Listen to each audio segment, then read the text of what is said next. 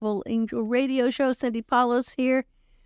This is really the only radio show that deals with travel and trips, and I especially like to mostly talk to people who have taken interesting adventures and trips. You know, it's I'm kind of a voyeur, and I like to hear about stuff because I haven't traveled a lot lately. I love to hear about stories of other people's travels, and I've got a couple of great ones. My friend, actually, I have two friends today. Pamela Tumpap's here, and I wanted her to come in and talk about her latest trip, which was to Washington, D.C., an interesting trip because it's not your typical trip. You know, she didn't go to Washington to look at the monuments. It wasn't like, oh, let's go and look at the monuments. And then I've got my friend, the wonderful Kenya Ati, who was born in Cuba and always wanted to kind of go back.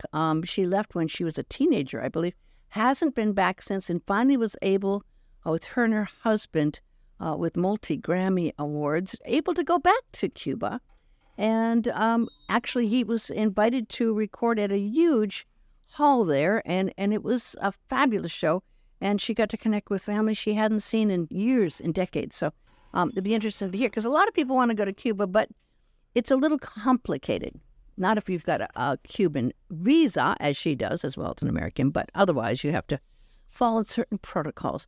But Pamela, it's so good to see you in person. Oh, it's so good to be with you. Thank you so much for inviting me on the show. Well, I listened to Pam's Business Matters show. She's the executive director of the Chamber of Commerce. Super, super busy, of course, planning right now way ahead of time, but it seems like it's right around the corner at the same time for Made in Maui, which is going to be happening in November. It's going to be the 10th anniversary, I believe, isn't it? This is the 10th annual Made in Maui County Festival, the Hawaiian Airlines Made in Maui County Festival. Yep. And we're so excited to be back live. We were back live after 2 years of being virtual last year in November, and it was a hit again. People were so thrilled to be back at the Maui Arts and Cultural Center. And we're looking for many more exciting things to do this year. We're really focused on trying to encourage people to come in, particularly those who have an affinity for products, Hawaii products, in their stores, near or far. We have many Hawaii stores across the U.S. mainland and even not only nationally, but internationally as well. Many Japanese firms love to carry products from Maui. And this is Maui County, Maui, Molokai, and Lanai. And we're looking for people who are wholesale buyers and have retail stores or big distributors who are interested in Maui County-made products. So it's an amazing event, and people really get a chance to sell so much product. I know many people, including me, have been there, said they sell more at this Made in Maui. So I know it seems like for some people, well, that's not till November, but you got to get in your applications. Yes, we're taking the vendor applications now, and the due date is July 21st. That's right around the corner. Right around the corner, and wholesale buyers, retailers, and distributors can even sign up for the festival now or to receive additional notifications by going to madeinmauicountyfestival.com, which is also where you would go if you were a vendor or a food truck. The applications are coming in. People get that it's the 10th annual. We do want to remind everybody it's a juried show. So you want to get your applications in early because, there's always more people that want to be in the show than you can actually allow because there's so many people. That's correct. Yeah. Now, you travel a lot back and forth, mainly from here, I would imagine, from here to Oahu, because there's a lot of legislative stuff. And also the Chamber of Commerce that is for the whole island is called the Hawaii Chamber of Commerce. It has a lot of things that you have to go for. So you do that pretty regularly. I would imagine you do that every month or two or something. I keep hearing about you going on those trips, right? I'm generally in Honolulu every month. I was there on Friday last week. There was an amazing conference that was about equity and diversity through a federal program. And what was great is they brought over program managers to Hawaii to understand the White House initiatives in different areas. We addressed the Small Business Administration, agriculture, energy. Also, they came in and discussed community building and how to help the communities better connect with federal resources. And what was amazing about this conference, if you've ever tried to get a federal grant or navigate the federal websites, it's not easy. Right, it's just really difficult to do. Find the right contact. And you're good at this. And we're good at it. We're actually good at it, but it's still tricky. And then just even monitoring it all the time, wondering when the schedule's going to come up for something that's important and relevant to you. And these agency directors were coming in and saying, forget all that. Here's our email address. Wow. Here's our phone number. Just call or email us. Instead of trying to figure out what grants to apply for, you reach out to us and you connect with us and tell us what you want to do. And then we will help match you with the existing resources and the timeframes that you need, or tell you about what's coming up and when and that sort of thing. So it was a really amazing dynamic. Yeah. And it was led by outstanding women from Hawaii who have garnered phenomenal positions with this administration. Wow. And are all part of, again, that Hawaii and Pacific Islander. So you usually say Native Hawaiians and Pacific Islanders and quote other. And we're trying to educate them in Hawaii. We're not others. We're different ethnic races of color. Yes. And that we want to recognize all of those people here in Hawaii. We're very inclusive. And so it was part of this Biden-Harris administration on diversity and inclusiveness, and to have this conference at the federal level was amazing. That's fantastic. But was there actually Zooms that happened with the whole group, or was it just for Hawaii? No, it was just for Hawaii. Yeah. It was a conference just for us. We had all of our Mazie Hirono wasn't able to make it, but we had Senator Schatz, and we had Jill Takuda and Ed Case, and so it was a great event. Speaker Psyche of our House of Representatives was there as well. Unfortunately, our Senate President was out of town, Ron Kochi. But it was a great event. They had hundreds of people, most of them from Oahu, but some neighbor islanders there, and I was invited. It was a select event that had, I guess, a limited attendance. But anyway, it was great to be there. This is how people don't realize how much is going on behind the scenes to be able to continue and get more resources. I mean, it's very easy to not know. It takes a lot to actually know. And it being, on Maui, and just to even get over there and do it, takes a lot of juggling as well, just because you got to not only book your flight, you got to book your flight with knowing that if flight might be canceled, so you have the extra time getting there. And then sometimes you have to have an overnight stay. And, it's just not as easy if you were there in Oahu. Well, no, it's not. Thankfully, I was looking at the news channel early this morning, and they're talking about all these flights that are cancellations and delays. I flew on Hawaiian Airlines, and we got there on time, and we left on time, and everything was fine. I didn't have any problems. But anyway, it's just interesting. It's like, wow, what a difference a week makes. So, It's true. All of a sudden, we're seeing all this across the major airlines, and this is summer when we really want to have people here and build our numbers. We've heard summer's a little slow. I heard the last 2 months have been down as far as tourism. I think they said, was it April and May, I believe, and the numbers have been going down. And I mean, this isn't really what we're going to be talking about, but we're talking about it. So, I mean, I can't help but wonder, and I know the cost of any hotel has gone up significantly, sometimes 50% in some cases. And it's shocking, really, if you had dreamt of going to Hawaii a long time, you kind of might have based it on what you paid the last time you were here, or you might have based it on what you thought it might be like. But when you hear the reality of the cost of hotel rooms, I can't help but think that would have an impact on eventually. I know people the first year didn't care. We're going to go anyway.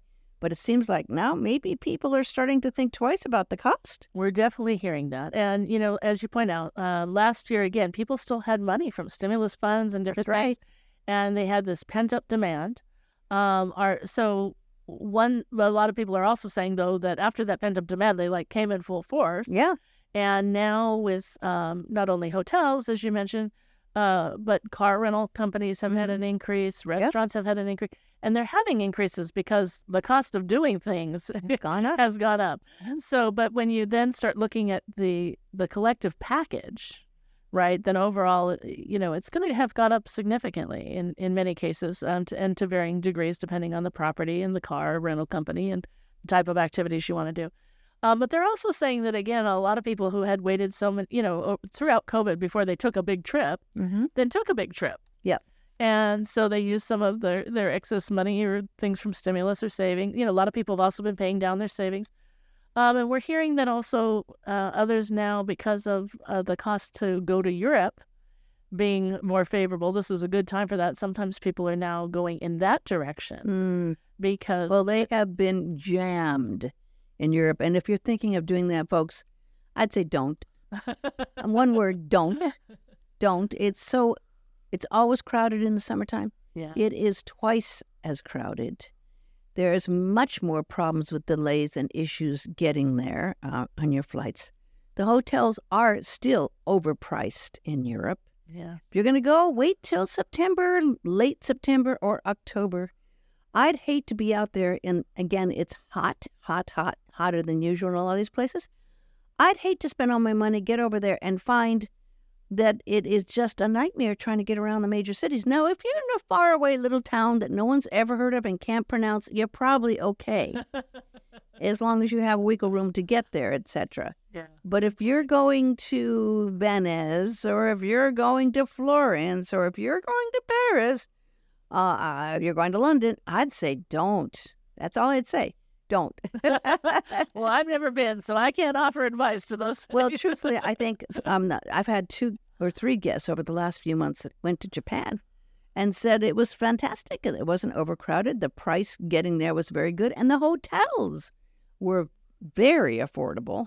And the cost of restaurants were unbelievably reasonable. I had Clint Hansen on as a guest just a few weeks ago. He went and he could not believe it. He got a house. He rented a house through, I don't know if it's VRB or a bed and breakfast site. He got a house with like 4 bedrooms on a cliff for like $500 a month for the whole thing. $500 a month? Wow. No, I'm sorry. A night. A night. Okay, right? but I'm still, sorry. even at that, that's amazing. But his dinners were costing for a whole family like $40. Wow. Amazing. So I've been to Tokyo. I love Tokyo, and the transportation there. Tokyo would, and again, top notch. Yeah. And so I would say, go to a place like Tokyo where you don't have that. I'm just saying and I talked to a lot of people on trips. Yeah. Tokyo seems fine. I talked to someone who just went on a tour of Tokyo. Unfortunately, it was a tour group, and someone got COVID on the group, and a lot of the people in the group got COVID. And just a word to the wise folks, people are not talking about the fact that cruises are really bad with norovirus and COVID still. One group I know, all 4 people in the group got on a Holland America cruise. All 4 people got COVID. Wow. Another cruise line I know, they went and one person in the group got COVID, and I have 2 other friends that COVID. No one's talking about it. That's right, but it's still there. Wear your mask. When I heard about the person who got COVID on the Japanese tour, he called the tour group and said, "I just want to let you know I got COVID." They said, "We aren't reporting that anymore, thank you." Wow. Oh, that's very scary. Yeah, but it's a reality. It is a reality. So but you have to still be aware. So it means they're not required to, and therefore they're not. So exactly, as the cruise. That's good to know. I want to talk to you about your trip to Washington, D.C. Now, this has been in the works for a while, and it's not new. You've done this before. It's like a big deal, and it's very important as far as again, working to get funding and for good relationships with government officials and for our wonderful island to shine in the sun as it always does. As you have done this before, you know that the people in Washington, D.C. love to hear about what's going on in Washington. Give us the background of how it went and what you did and how you worked out the not typical trip to Washington, D.C. I bet you didn't even have anything but your stay there was probably based totally around the event that went on. So tell us about that. Actually, I did. I love this event, and I want to give a little bit of a shout out to Senator Mazie Hirono. This was the brainchild of Senator Mazie Hirono, and it came up because there are Taste of Vermont or Maine or whatever state that come to the Hill and share their outstanding products with the congressional leaders and their staffers. And she wanted to do that for Hawaii because we always have very special and very unique things and flavors that many people don't know about or understand or they really cherish from a local visit to any of our islands in the state of Hawaii. And so she wanted to bring about this taste event, but recognize that people from Hawaii have to come much further. And so for us to come to the Hill, there needed to be more. And so what she did was work with the Chamber of Commerce of Hawaii, which is on the island of Oahu, and they are the main chamber and the first chamber that was established in the state of Hawaii. We are at the Maui Chamber of Commerce, the second. And they worked with Maisie Hirono's office and Maisie to put together this event. And what they did was not only do a taste event, but create a program called Hawaii on the Hill. So we come up and we have for those who come up, there's a briefing. The first activity is an opening dinner for leaders from across the state. So it's a great time for us to network with leaders from other islands and with our congressional leaders. And the congressional leaders were there. Nice. And then we have a morning event with Maisie Hirono where she talks about some of the topical things, right, that they're working on in Congress. And that is followed by a series of, for those who haven't done it, you mentioned the Monuments Tour, and we've been doing this every year since its inception. So we've done the Monuments Tour, and I would recommend to everybody do the Monuments Tour. I'd also recommend doing it at night, which is what we did, which is a lot of fun. Interesting. Great to see them lit up. And it's not hot. And it's not as crowded. So it's a great way to do the Monuments Tour. But we have White House tours, we have the Pentagon tour, we have the Monuments Tour, the Library of Congress tour, all of which myself and Amber Kutzos, we call her Chief Chamber Angel, my right-hand person at the Maui Chamber of Commerce. So we've done both of those. So what we did was use our time to have other meetings up in D.C. on some of the projects that we're working on, including the Economic Development Agency there, the EDA, and the Office of Innovation there. So we had other meetings, but others can go on the tours, and then we have networking events with some select congressional leaders and the statewide group and some of the key partners that come in. So there's different receptions. And where is that? Is it all done in a certain area, or is it each? Each one is. There's a specialty restaurant we went to for the Monday night dinner. The other receptions are at different locations. But the one thing that's always consistent. Oh, and then Maisie also arranges a policy convention. And so this year we got to meet with some really great agencies that I'll tell you about. We got to hear from the Housing Secretary, Marcia Fudge. We got to talk about, we had Ambassador Joseph Yun, who talked to us about Compact of Free Association negotiation. It's an organization called COFA. We talked about agricultural policy, which would be the Farm Bill, which you always hear. One, of course, Farm Bill is agricultural related, but you always hear about a lot of people sticking a lot of other things in the Farm Bill. So that's just like any other package, right? Yeah, sometimes in legislature. So you got to watch the Farm Bill. But we heard from Senator John Boozman of Arkansas, who talked to us about the Farm Bill, and Jill Takuda has been actively working on the Farm Bill. We talked about environmental justice and sustainability with Brenda Mallory, who is on the Council of Environmental Quality. We got a Senate update, and this is from Senate Majority Leader Chuck Schumer. And by the way, Maisie and Chuck are great friends, and he always says that Maisie turned him on to Spam Musubi. So you can bet at every event we have Spam Musubi for Chuck Schumer. But we talked also. Jill Takuda also talked to us about the Farm Bill, and Ed Case gave us a district update, and then we had the Small Business Administrator who's come to Maui, and we met with her here, Isabella Guzman from the SBA office. So, and we took a big group photo in the rotunda somewhere that'll be posted sometime soon. This was about a month ago, so it should be sometime soon. And it's a lot of work. You were doing a lot of meetings. We did a lot of meetings and had briefings. And the policy summit is it's a morning, and then we take it goes to midday, and then we take a big photo together. And that happens on the last day, just before we do what's known as the Taste of Hawaii, our taste event.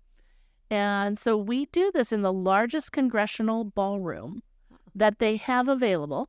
How many people can fit in there? Well, right now we push it because we don't know. I still don't know the final count, but we've gotten in over 2,000 people. Wow. And this year, when the event was over, there was still a line out the door of people trying to come in. And this was a tricky year because this year, normally we have 3 hours to set up. So we can, and we come in and we've got some time to set up. And this year it was really fast paced to come in and set up. all of us ship product from Hawaii, which first gets distributed to our hotel. And then the team at the Chamber of Commerce of Hawaii, who has all of and each island goes and checks on their products and makes sure your products are in. And then they transport that all to this congressional ballroom because we can't have it in there when they're meeting in there. Right. So this year, because there was a meeting right before the event, it was really tricky because they have to transport and then move all that stuff up. And then we had to start setting up, and then each island has to go into the pile and find all their boxes and take it to their area. You have how does it set up? Is it like a table, and does Maui have a group of tables all together, or how does that work? We do. And so there are tables for major sponsors that, maybe if they're of a similar industry, they tend to spread them out a little bit. So we had a lot of healthcare sponsors this year who came in. And then each island, neighbor island, has, and the those on Oahu, they have different people who come, and they have a little section with their group tables. This year, we didn't have a presence from the Big Island. So that's unusual. So it was. In the early days, they hadn't come either. Then they had started to come. So this year, we didn't have a table from them. And usually they bring coffee.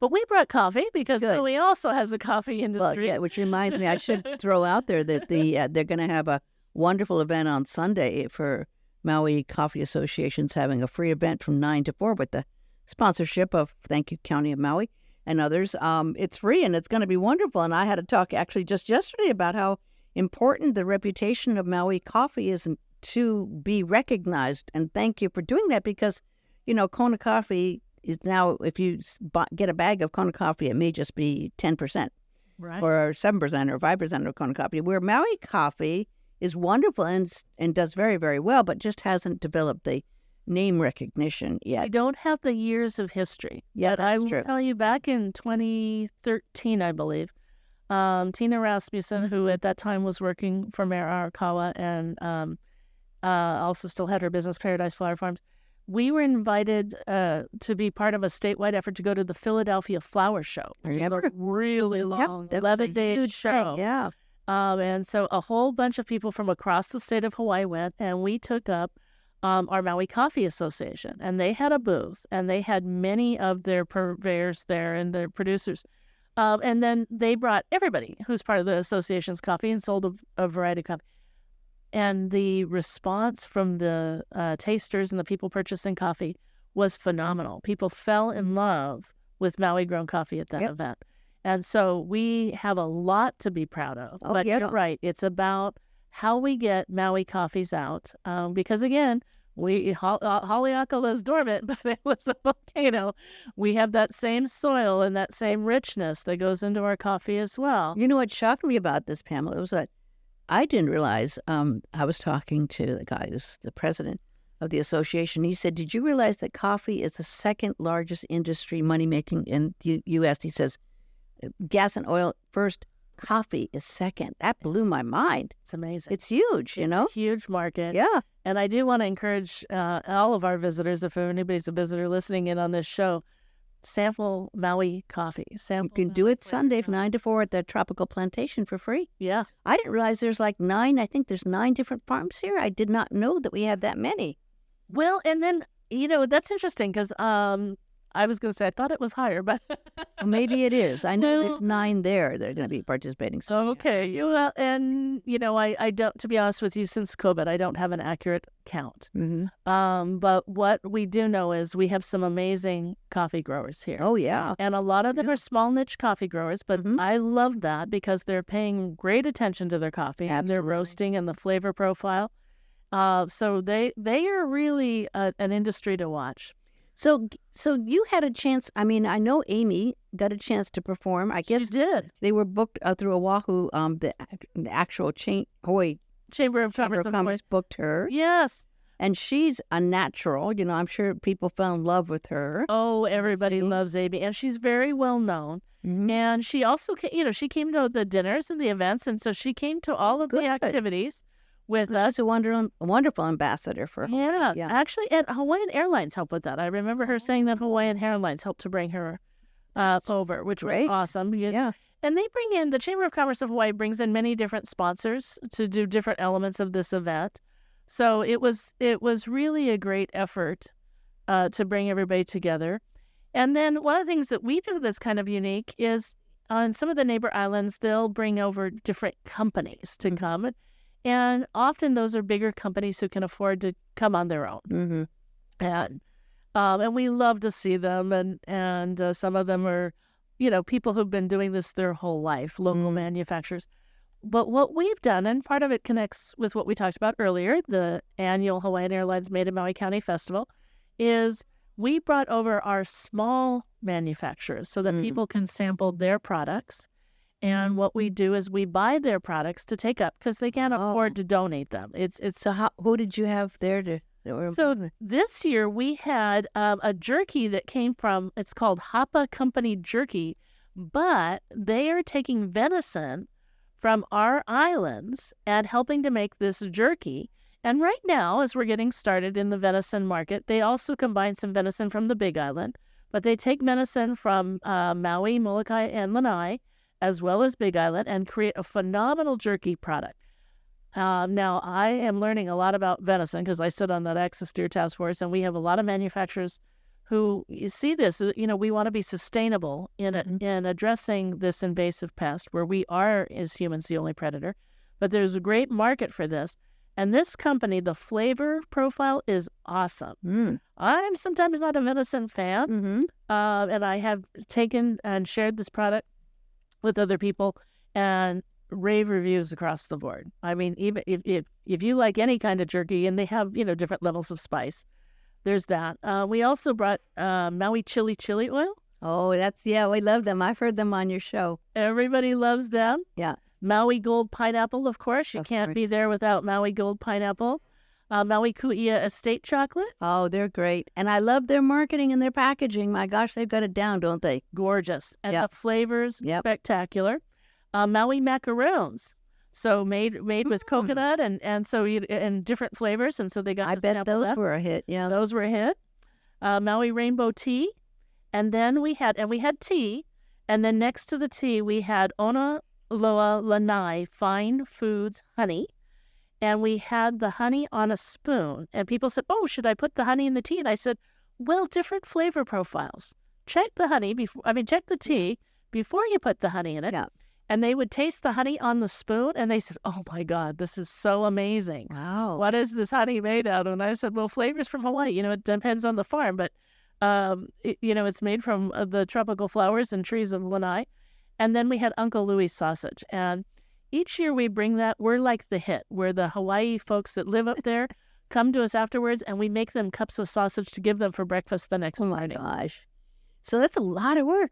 It's a lot of work. Imagine now, in the span of a couple of hours, you have 3 hours. We've got 2,000 people. Wow. Who come in over the course of 3 hours. And all pretty much influencers. These are congressional leaders, the congressional leaders, top staff, top consultants, and they are grabbing at stuff. It's like they're so excited to have it, and they take all your literature because they want to know more about the products. I every time I hear about these kind of things, I get amazed at how the difference it makes when you have that kind of connection. Some people have had misconceptions of what Hawaii's about, what Maui's about, and to actually see it on a one-to-one basis and understand the beautiful variety of wonderful product, it's way beyond what people might think as a cliche, right? Absolutely true. And then when they come in, they're all given a beautiful orchid lei. And then they walk in, and this year what was interesting was, while we weren't in the main room this year, we were in the entrance. So we had a whole Maui, and by the way, Maui Brewing Company was there too. And so we had this Maui section, but the minute they walk in, we're all saying, aloha, welcome, come try this, come try that, right? It's a cherished event. Maisie was brilliant in bringing this together and working with the Chamber of Commerce of Hawaii and all the neighbor island chambers to come together and do this. And kudos to all the sponsors who supported it, because we couldn't do it without their help. But it's a phenomenal program. And now it's the most cherished taste event on the Hill. Is it really? It is. Wow. And the invitations and tickets are coveted because there's not enough room to accommodate everybody who wants to come. Is there any way to grow it so more people you can have more time and more people? We discuss that every year because this year it sold out early. So we had hoped to double our tables this year from 3 to 6. Last year we had 4, but it sold out so early we couldn't get all the tables we wanted to have and include all the agencies that we wanted to include.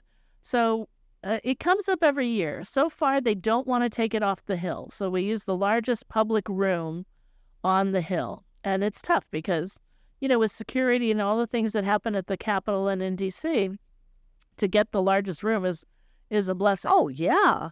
I mean, and to have that aloha, it's not just the product, it's the energy. Yes. And the people behind the product. Yes. And like I said, to have goodwill ambassadors with these people and with you and to people like Amy, that makes a very deep impression. And I really can't even fathom how I don't think people know how important Maisie's work is and how she's been such a blessing. She really has. In so many ways. Really. I mean, certainly we're kind of talking about as an ambassador of Hawaii, and that's very true. And also as an ambassador about inclusiveness and diversity and understanding the struggles immigrants face. But also, and most importantly, I think for people of Hawaii, to know that we're so well represented with a very thoughtful, considerate, articulate, and highly intelligent leader representing us. The only thing I would love to see more of, and I think I know this and you know this for sure, is our arts community. I'm talking all kinds of arts, of course. Yes. Obviously the food and the chefs here are so highly respected, but we actually have, the artists, amazing artists. I thank God there's people like Amy that cover the music, but this is really a huge thing. And I don't know if people still think of Maui as an art center, but it really, and you think of Wailuku here, Pam. Yeah. I mean, think of how Wailuku has become such an amazing art experience with the murals and everything. And I think that's going to have to be something that people are going to have to figure out how to get across. And I don't know if the tourism industry is doing that in any way, but to get across the fact that art is just happening here. You bring this up and it makes me wonder because I haven't really done the data, but when I was working in high tech and we were promoting high tech, and of course a lot of people working in high tech, very connected to the arts community. It used to be New York, L.A., and Maui. There was a trio back when Lahaina was happening. Yes, yeah. when we still have Lahaina. We still got a lot of artists in Lahaina. But I mean, back when you used to have the art night in Lahaina every Friday and that sort of thing. But for decades, there was this trio of these are the top places for art. Mm-hmm. And a number of galleries have moved and have mainland presences that are very well known, on the mainland now because of that. But I don't know what the data says. But we absolutely, and I always talk about that. And in addition to not only our phenomenal art from whether it's paintings or ceramics, of course, you and I also talk about with the music. The music's now changing to not only, you've got your call, but different genres. We need to focus on all of our art. Well, thank you so much, Pamela, for giving us all that great information. Oh, my pleasure. My pleasure.